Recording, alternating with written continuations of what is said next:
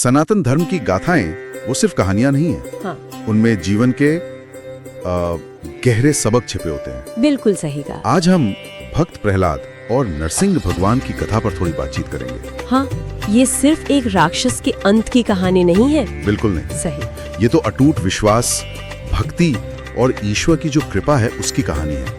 हमारे पास कुछ स्रोत हैं इस पर, तो चलिए उनमें थोड़ा और गहरे उतरते हैं। जरूर। तो कहानी की शुरुआत होती है हिरण्यकश्यप से।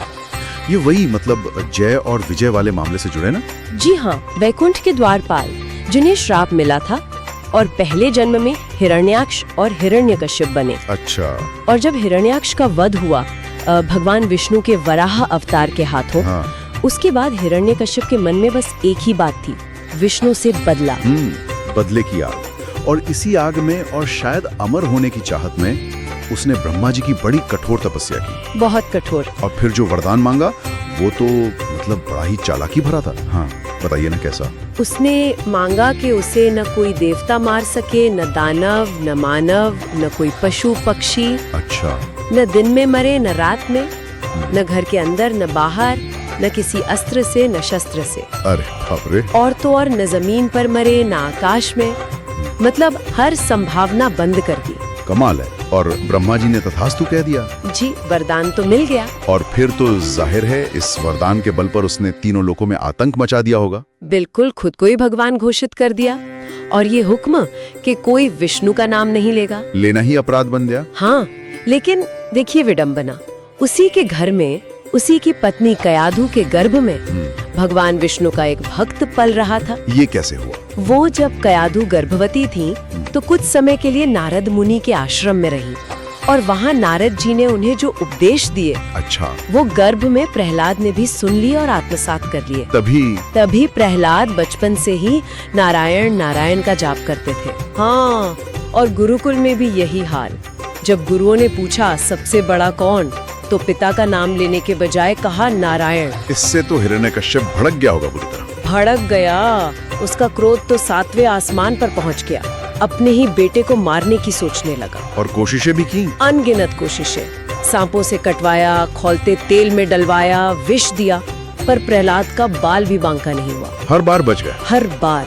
ये दिखाता है कि भक्ति में कितनी शक्ति होती है। और वो होलिका वाली घटना, वो भी तो इसी क्रम में हुई ना? हाँ हाँ, वो हिरण्यकश्यप की बहन थी होलिका। उसे एक वरदान था कि वो आग में नहीं जलेगी। अच्छा। तो हिरण्यकश्यप के कहने पर वो प्रहलाद को गोद में लेकर आग में बैठ गई। सोचा प्रहलाद जल जाएगा, वो बच जाएगी। लेकिन हुआ उल्टा। बिल्कुल उल्टा। होलिका जल गई, प्रहलाद सुरक्षित निकल आए। ये तो साफ दिखाता है कि वरदान का गलत इस्तेमाल। हाँ, वरदान का दुरुपयोग करने वाले का अंत निश्चित है, भले वरदान कितना भी शक्तिशाली क्यों ना हो। और यहीं से तो होली की परंपरा भी जुड़ी है। सही बात। तो जब सारी कोशिशें नाकाम हो गईं, तब हिरण्यकश्यप ने क्या किया? वो हार मान गया एक तरह से, मतलब गुस्से में और हताशा में। उसने प्रहलाद से चीख कर पूछा, कहाँ है तेरा विष्णु? क्या इस खंभे में भी है? और प्रहलाद ने क्या जवाब दिया? एकदम शांत। कहा, हाँ पिताश्री, वो तो कण कण में है, इस खंभे में भी है। और फिर? बस हिरण्यकश्यप ने गुस्से में उस खंभे पर तलवार चला दी। और तभी वो खंभा एक जोरदार आवाज के साथ फट गया और उसमें से प्रकट हुए भगवान नरसिंह, आधा शेर आधा इंसान का रूप। क्या अद्भुत रूप था। रूंगटे खड़े हो गए सुनकर। उन्होंने हिरण्यकश्यप को उठाया। अब देखिए वरदान की हर शर्त कैसे पूरी हुई। हाँ, ये दिलचस्प है। उस समय शाम थी, न दिन न रात। ठीक। उसे महल की दहली पर ले गए, न घर के अंदर न बाहर। अच्छा। अपनी गोद में लिटा लिया, न जमीन पर न आकाश में। और मारा किससे? न अस्त्र न शस्त्र। अपने नाखूनों से। न वो अस्त्र थे न शस्त्र, और उसका सीना चीर दिया।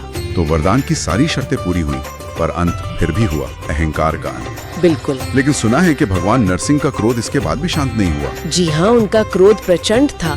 तब सब देवताओं ने प्रहलाद से प्रार्थना करने को कहा। और प्रहलाद ने क्या मांगा?